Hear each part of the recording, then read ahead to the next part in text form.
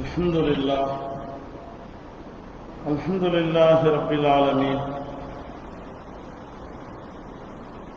والصلاة والسلام على سيدنا محمد وآله وصحبه أجمعين.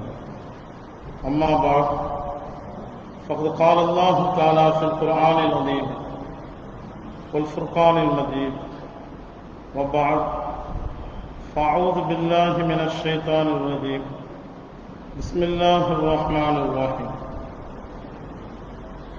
يريدون يطفئوا نور الله بأفواههم والله متم نوره ولو كره الكافرون هو الذي أرسل رسوله بالهدى ودين الحق ليظهره على الدين كله ولو كره المشركون. وقال رسول الله صلى الله عليه وسلم أنا أوتيت العلم الأولين والآخرين كما قال عليه الصلاة والسلام. அளவற்ற அருளாளனும் நிகரற்ற அன்புடனுமாகிய வல்ல அல்லாஹ்வின் திருநாமத்தை கொண்டு ஆரம்பம் செய்கின்றேன். சாந்தியும் சமாதானமும் அவருடைய தூதர் எம்பெருமானா ஹஸரத் ரசூலே கரீம் ஸல்லல்லாஹு அலைஹி வஸல்லம் அவர்கள் மீதும் அன்னாரின் அடிச்சுவற்றை அப்படியே பின்பற்றிய சத்திய சஹாபாக்கள், தாபிஈன்கள், தபா தாபிஈன்கள், மேலும் இந்த இஸ்லாத்திற்காக வேண்டி தன்னுடைய உடல், உயிர், பொருள் என்று அனைத்தையும் இந்த இஸ்லாத்திற்காக வேண்டியே அர்ப்பணம் செய்த அந்த நல்லோர்கள், நாதாக்கள், சுஹதாக்கள், சாலிஹீன்கள் மீதும், மேலும் உலகத்தில் உள்ள முஸ்லிமான மூமினான ஆண்கள், பெண்கள் அனைவர்கள் மீதும், மேலும் குறிப்பாக சில்சிலா நக்ஷபந்தியா வைசியாவுடைய சாத்திகள் அனைவர்கள் மீதும் அல்லாஹுடைய சாந்தியும் சமாதானமும் என்றென்றும் நிலவட்டுமாக. கண்ணியத்திற்குரியவர்களே, ரப்புல் ஆலமீன் இந்த மிக பிரம்மாண்டமான இந்த முழு உலகத்தை அவன் படைத்து, அவன் எந்த நோக்கத்திற்காக வேண்டி இந்த உலகத்தை அவன் படைத்தானோ அந்த நோக்கத்தை அவன் நிறைவேற்ற வேண்டும் என்பதற்காக வேண்டி சுமார் 1,24,000 நபிமார்கள் இந்த உலகத்திலே அவர்கள் வந்தார்கள். அவர்கள் வந்ததுடைய அந்த நோக்கம் அல்லாஹ் ரசூலுடைய விஷயத்தை இந்த மக்களுடைய உள்ளத்திலே தெளிவுபடுத்தி அவர்களுடைய அந்த ஆன்மாவை பலப்படுத்த வேண்டும் என்பதற்காக வேண்டி சுமார் 1,24,000 நபிமார்கள் இந்த உலகத்தில் வந்தார்கள்.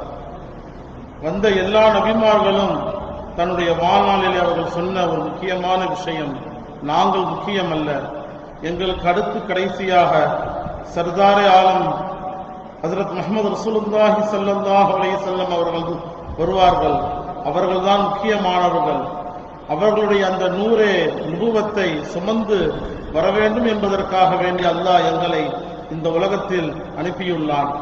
அவர்களுக்காக வேண்டிதான் அல்லாஹ் எங்களை படைத்தான், இந்த முழு பிரபஞ்சத்தையும் அந்த ரப்புல் ஆலமீன் படைத்தான் என்று சுமார் 1,24,000 நபிமார்களும் நாயகம் ரசூலே கரீம் ஸல்லல்லாஹு அலைஹி வஸல்லம் அவர்களுடைய உண்மையான அந்த தாத்பீரியத்தை அவர்கள் விளக்கினார்கள்.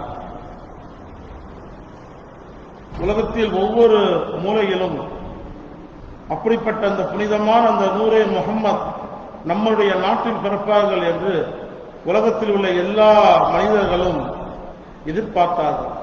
ஆனால் கடைசியாக அல்லாஹு தஆலா அரபு நாட்டிலே நாயகம் ரசூலே கரீம் ஸல்லல்லாஹு அலைஹி வஸல்லம் அவருடைய அந்த புனிதமான அந்த பிறப்பை அல்லாஹு தஆலா ஹஜ்ரத் ஆமினா ரலியல்லாஹு தஆலா அன்ஹா அவர்களுடைய வயிற்றில் அல்லாஹ் பிறக்க வைத்தார். அந்த நூரே முஹம்மத், அந்த பிரகாசமான அந்த வெளிச்சம் எப்பொழுது அந்த அரபு நாட்டிலே அவர்கள் பிறந்தார்களோ அதற்கடுத்து அல்லாஹு தஆலா நிம்மதி அடைந்தான், சந்தோஷம் அடைந்தான். காரணம், அந்த நபிக்காக வேண்டிதான் அவன் பல்லாயிரம் வருடங்கள் அவன் அமைதியாக இருந்தான். இந்த சூரியன், சந்திரன், நட்சத்திரம், இந்த கடல், உலகத்தில் உள்ள எல்லா படைப்புகளும் அந்த நபியுடைய அந்த வருகைக்காக வேண்டியே காத்து கொண்டிருந்தது. பல்லாயிரம் வருடங்கள் அந்த நபிக்காக வேண்டியே இந்த உலகத்துடைய ஒவ்வொரு காரியங்களும் செயல்பட்டு கொண்டிருந்தது. நாயகம் ரசூல் கரீம் ஸல்லல்லாஹு அலைஹி வஸல்லம் அவர்கள் இந்த உலகத்தில் 63 வருடங்கள் அவர்கள் வாழ்ந்தார்கள். அவர்களுடைய 40வது வயதிலே அவர்களுக்கு நபித்துவ பட்டம் அவர்களுக்கு கிடைக்கப்பட்டது. அவர்களும் இந்த உலகத்தை விட்டு சென்றார்கள். ஆனால் அவர்களுக்கு பின்பு அந்த நூரே முஹம்மதியா, அந்த வெளிச்சத்தை அல்லாஹு தஆலா 4 கலீஃபாக்கள் மூலமாக அல்லாஹ் அதை ஏற்படுத்தி இந்த முழு உலகத்தையும் அல்லாஹு தஆலா ஆள செய்தான்.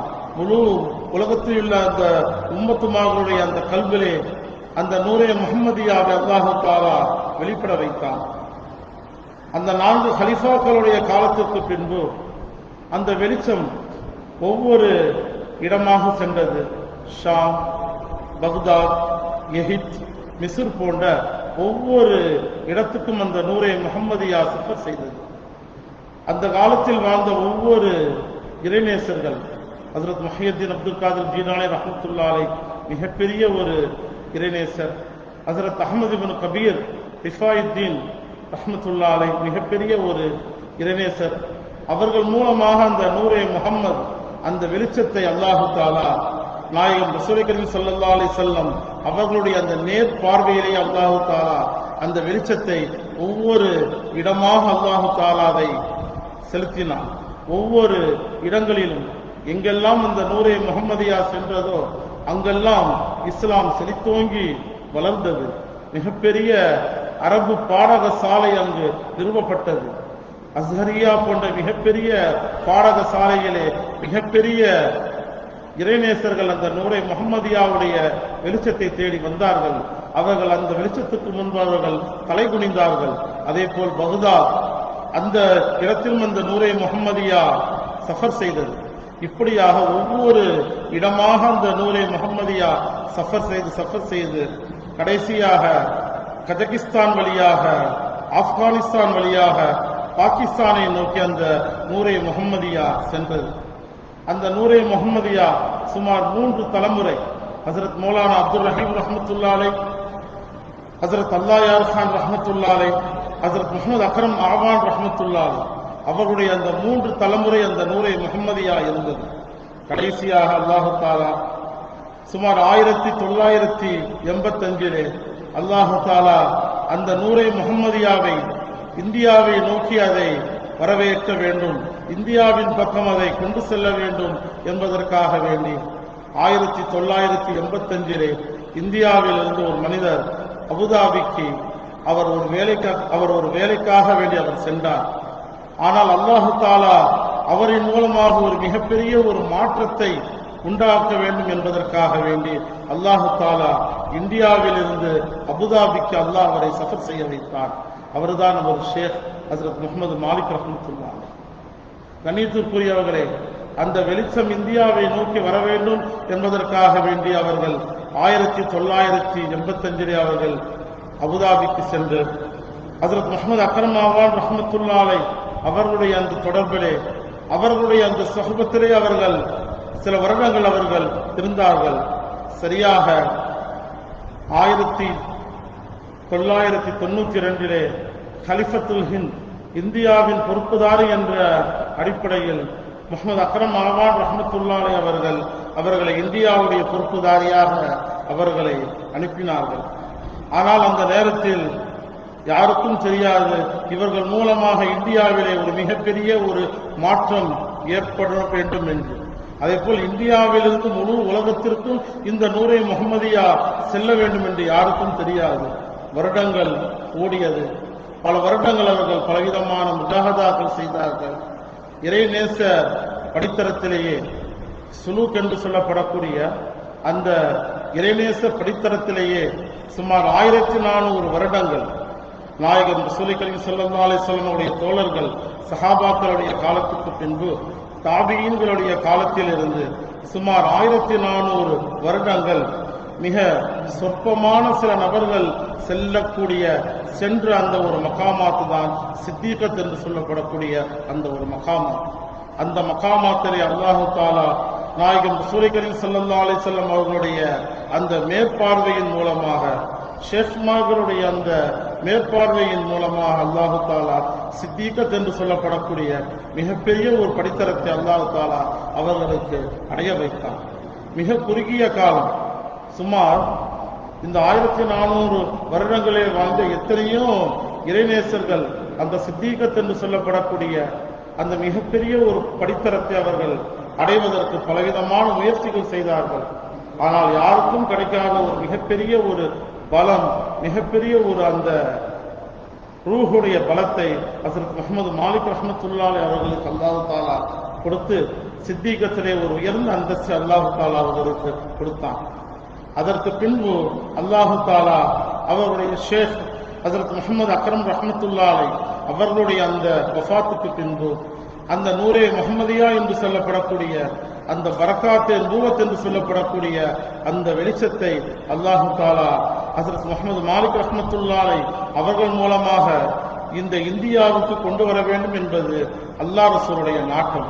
அதற்கு தகுந்தாற் போல் சில சம்பவங்கள், சில கஷ்டங்கள், சில மன உளைச்சலுடைய சில சம்பவங்கள் ஏற்பட்டது. அதற்கு பின்பு அந்த முழுமையான அந்த நூரே முஹம்மதியா கடைசியாக இந்துஸ்தானை நோக்கி அது வந்துவிட்டது.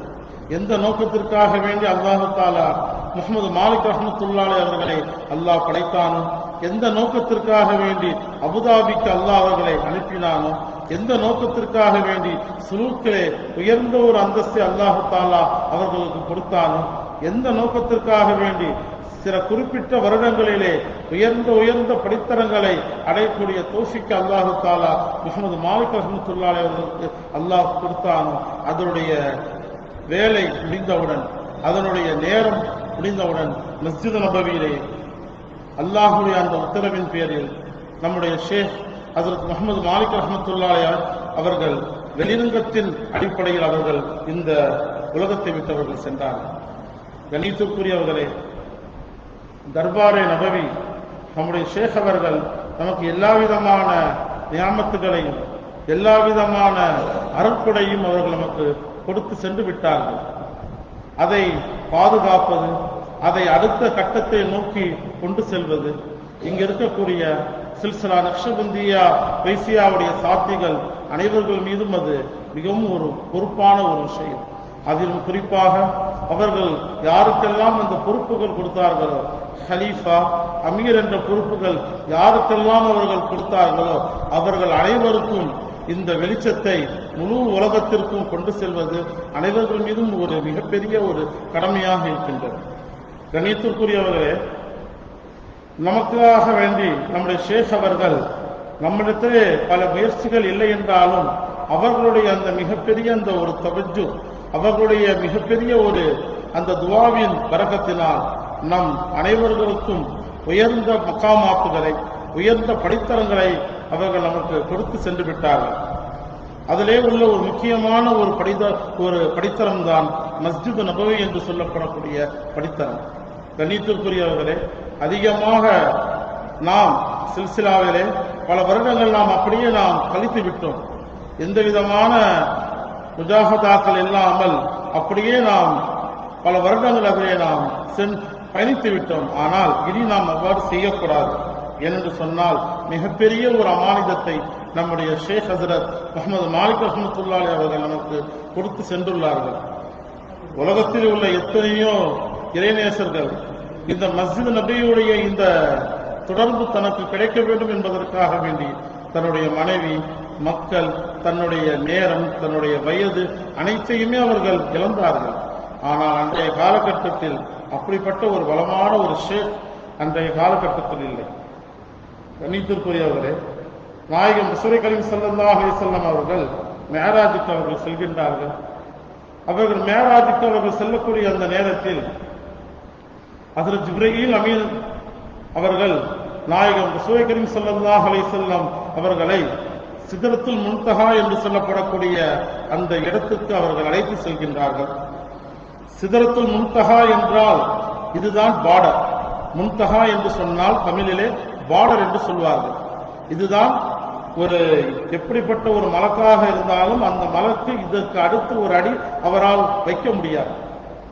அந்த நேரத்தில் நாயகம் ரசூல் கரீம் ஸல்லல்லாஹு அலைஹி வஸல்லம் அவர்கள் அந்த சிதறத்துல் முன்தஹாவுடைய அந்த இடத்திலிருந்து அவர்கள் செல்லக்கூடிய நேரத்தில் ஜிப்ரீல் அமீன் அவர்கள் நபி ஸல்லல்லாஹு அலைஹி வஸல்லம் அவர்கள் கூட செல்லாமல் அந்த சிதறத்துல் முன்தஹாவிலே அவர்கள் நின்று விடுகின்றார்கள்.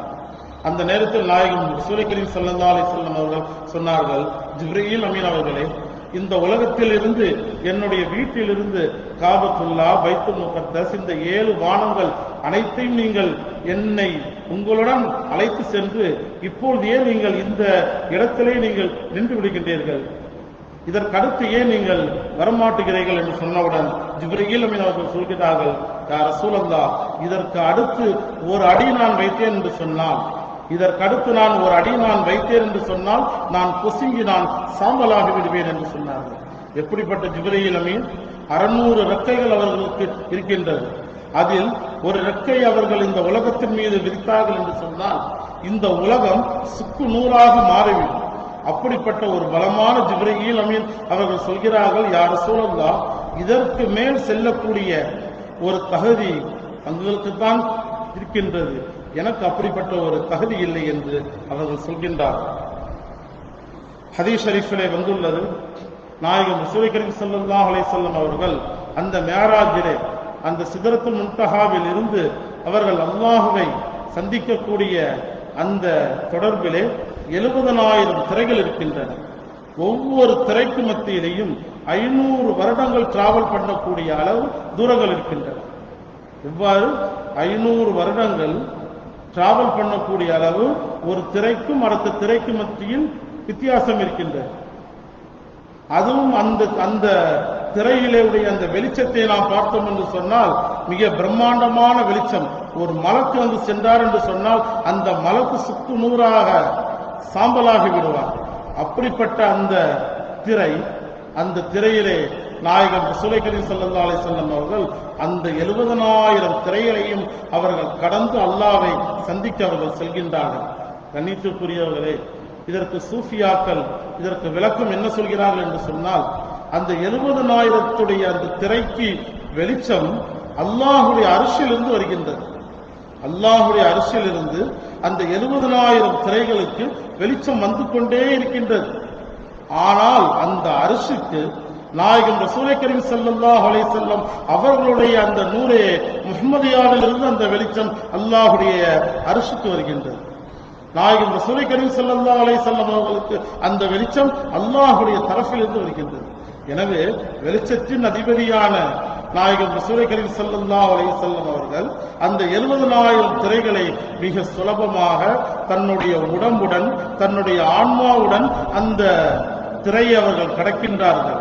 அப்போது அவர்களுடைய வெளிச்சம், அவர்களுடைய அந்த நூரே முஹம்மதியாவுடைய பலம் எந்த அளவு இருக்கும். கண்ணியத்திற்குரியவர்களே, ஹஜ்ரத் மூசா அலைஹிஸ்ஸலாம் அவர்கள் ஒரு தடவை அல்லாஹ்விடத்தில் கேட்கின்றார்கள், யா அல்லாஹ், உன்னை நான் பார்க்க வேண்டும் என்று. அந்த நேரத்தில் அல்லாஹ் தஆலா சொல்கின்றான், மூசாவே, என்னை உம்மால் பார்க்க முடியாது. என்னுடைய வெளிச்சத்துடைய அந்த ரிஃப்ளெக்ஷன், அதை வேண்டுமானால் நான் தூர்சினா என்று சொல்லப்படக்கூடிய அந்த மலையிலே நான் காண்பிக்கின்றேன், அதை வேண்டுமானால் நீங்கள் பாருங்கள் என்று. அது சுமார் 1,24,000 நபிமார்களில் ஹஜ்ரத் மூசா அலைஹிஸ்ஸலாம் அவர்கள் மட்டும் ஏன் அல்லாஹ்வை பார்க்க வேண்டும் என்று அவர்கள் ஆசைப்பட்டார்கள் என்று சொன்னால், அவர்களுடைய அந்த கண் பார்வை எந்த அளவு இருந்தது என்று சொன்னால், ஒரு கருப்பு எறும்பு ஒரு கருப்பு பாறையிலே இரவு நேரத்தில் அமாவாசை என்று சொன்னால் இருள் சூழ்ந்த ஒரு இரவு, அந்த இருள் சூழ்ந்த அந்த இரவில் ஒரு கருப்பு எறும்பு ஒரு பாறையிலே செல்கிறது என்று சொன்னால், அதுவும் 30 கிலோமீட்டருக்கு அப்பால் செல்லக்கூடிய ஒரு கருப்பு எறும்பை இரவு நேரத்தில், அதுவும் அமாவாசை நேரத்தில் அந்த எறும்பு செல்கிறது என்று சொன்னால், அந்த எறும்பை பார்க்கக்கூடிய அளவு ஹஜ்ரத் மூசா அலைஹிஸ்ஸலாத்துடைய கண் பார்வை இருந்தது.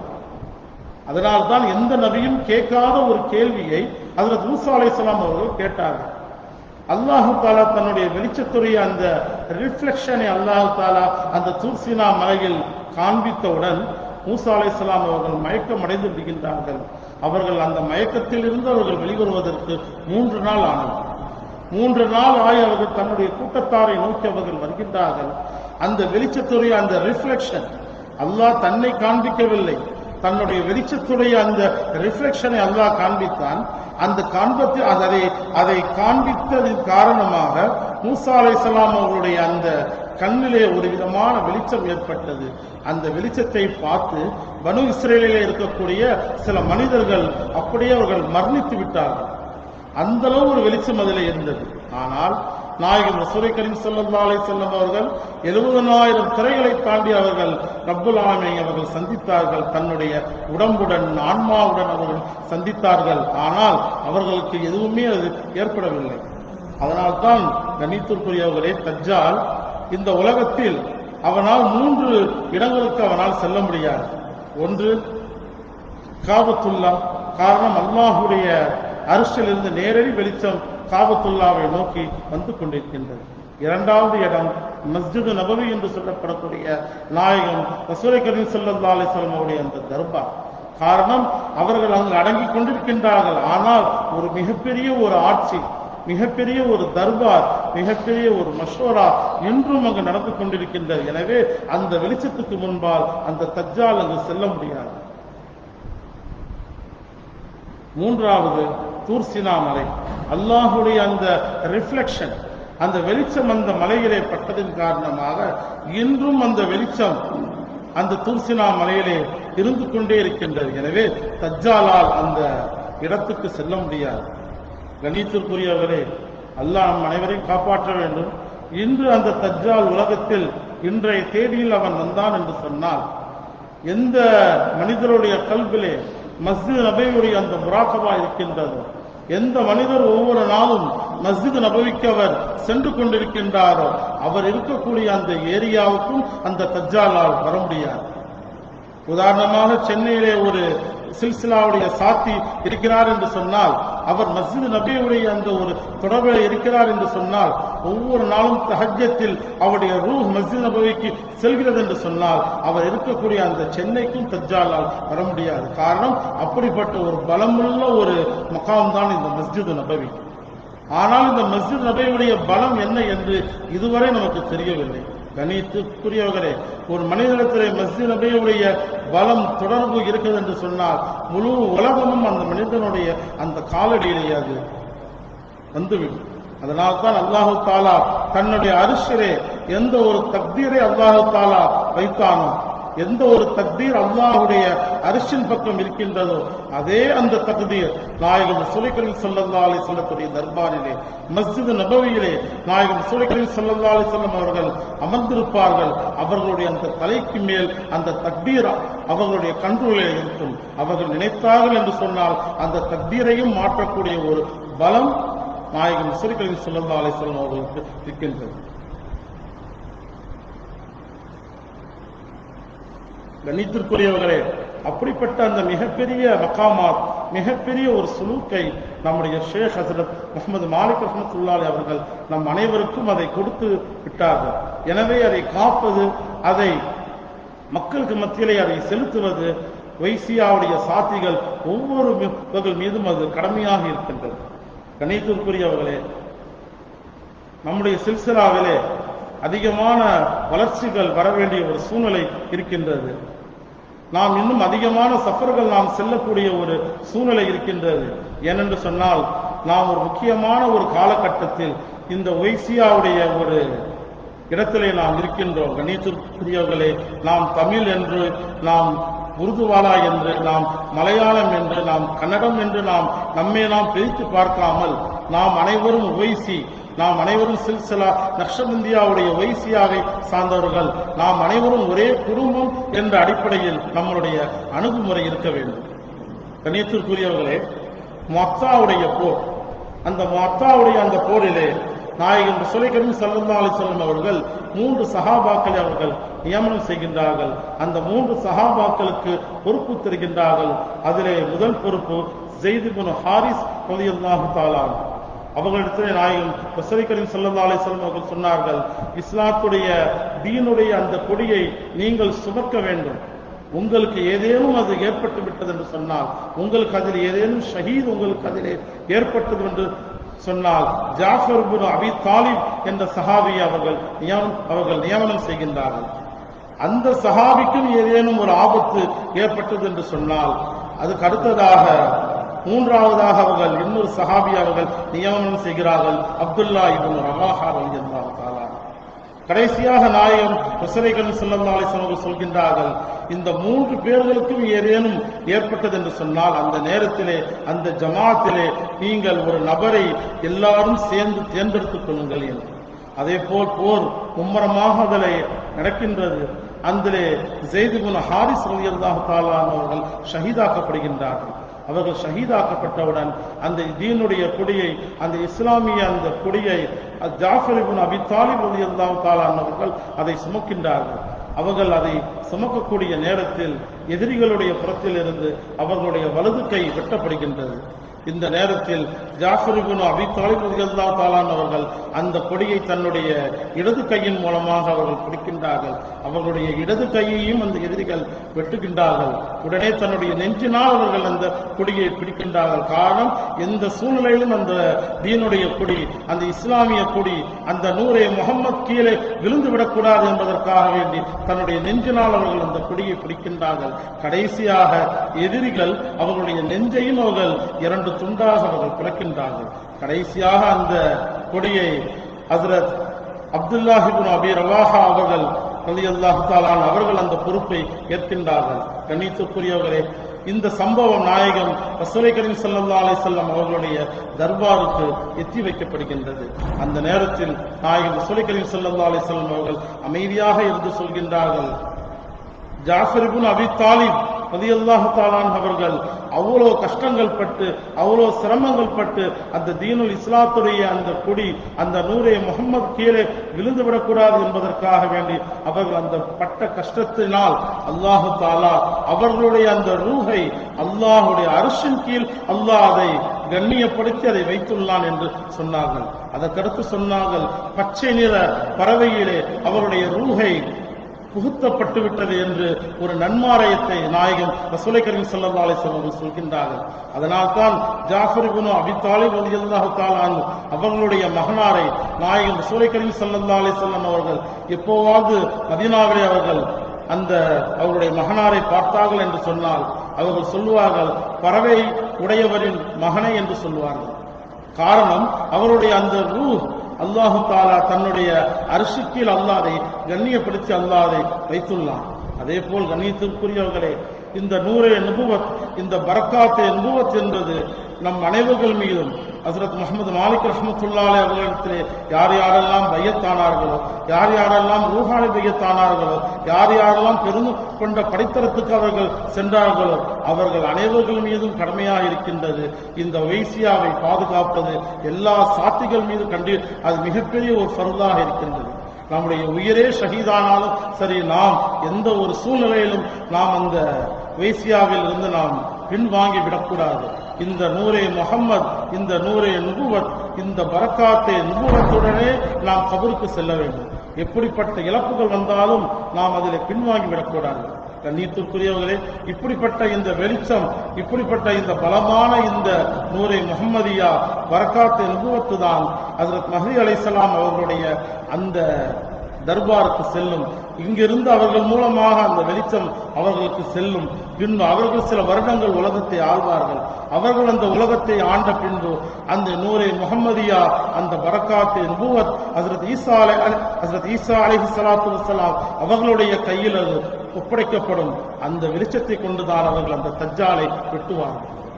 கண்ணியத்திற்குரியவர்களே, அப்படிப்பட்ட ஒரு மிகப்பெரிய ஒரு வெளிச்சம், மிகப்பெரிய ஒரு பரக்காத்தே நுபுவத் நம்முடைய இந்தியாவிற்கு நம்முடைய ஷேக் ஹஜ்ரத் முஹம்மது மாலிக் ரஹ்மத்துல்லாஹி அவர்கள் கொண்டு வந்து சேர்த்து விட்டார்கள். எனவே ஒவ்வொரு ஹலிஃபாக்கள் மீதும், ஒவ்வொரு அமீர்கள் மீதும், ஒவ்வொரு சில்சிலா சாத்திகள் மீதும் கடமையாக இருக்கின்றது. இந்த வெளிச்சத்தை நாம் ஒரு உலகத்திற்கு நாம் கொண்டு செல்ல வேண்டும். அல்லாஹ் யாரை கொண்டு எந்த மாற்றத்தை அவன் உண்டாக்குவான் என்று தெரியாது. கண்ணியத்துக்குரியவர்களே, நாம் அனைவரும் மஸ்ஜித் நபியுடைய சாதிபிகள் தான். நாம் அனைவரும் மஸ்ஜித் நபியுடைய ஊழியர்கள் தான். நாம் அனைவர்கள் மீதும் கடமையாக இருக்கின்றது. எனவே அல்ஹம்துலில்லாஹ், அந்த பரக்காத்தே நுபுவத் எங்கு இருக்கின்றதோ அங்குதான் இஸ்லாமிய ஆட்சி ஏற்படும்.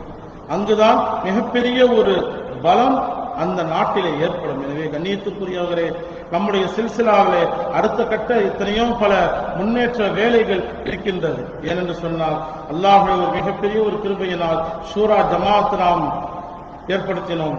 எவ்வாறு பிரஃபாய் ஆஷிரியர்களுடைய காலத்திலே ஷூரா ஜமாத் ஏற்படுத்தப்பட்டதோ அதே போல் ஷூரா ஜமாத் ஏற்பாடு செய்யப்பட்டுள்ளது.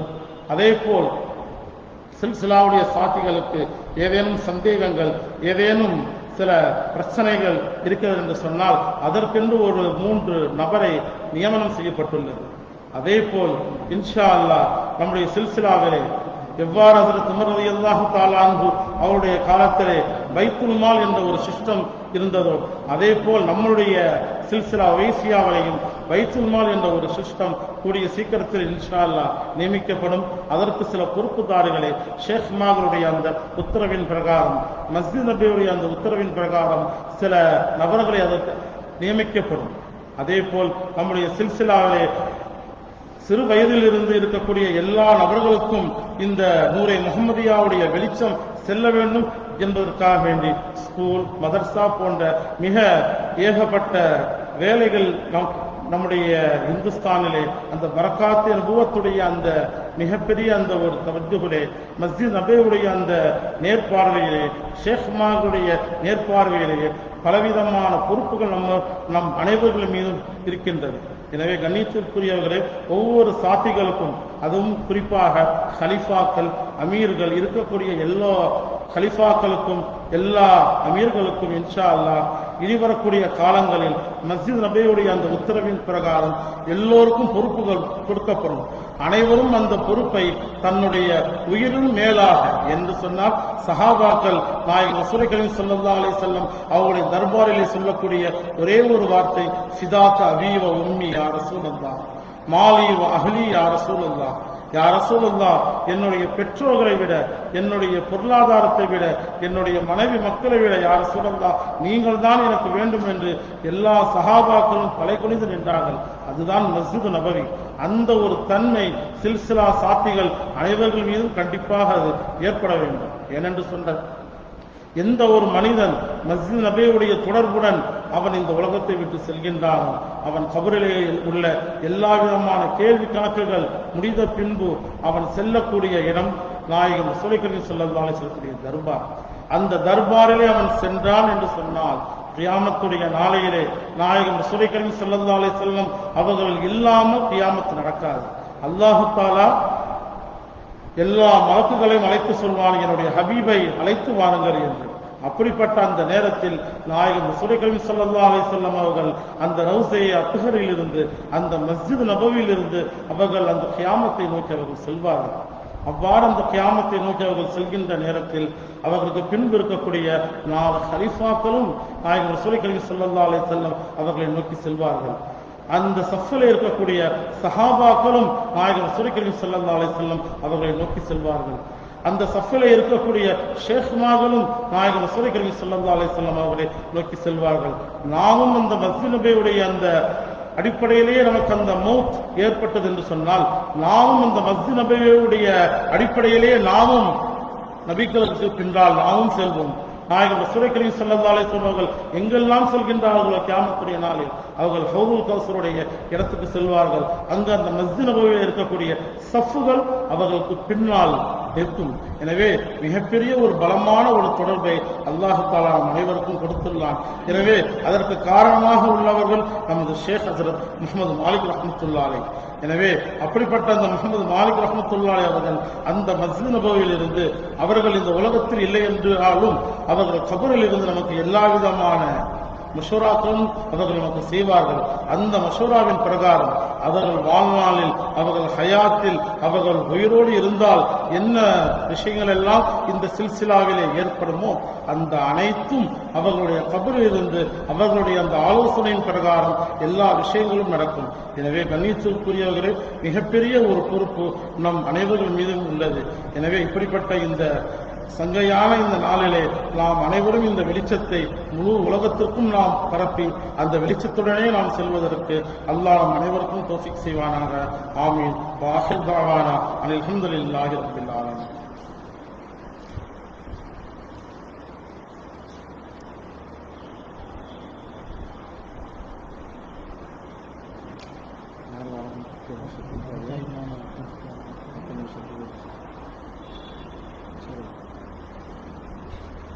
सलीम शब्बीर भाई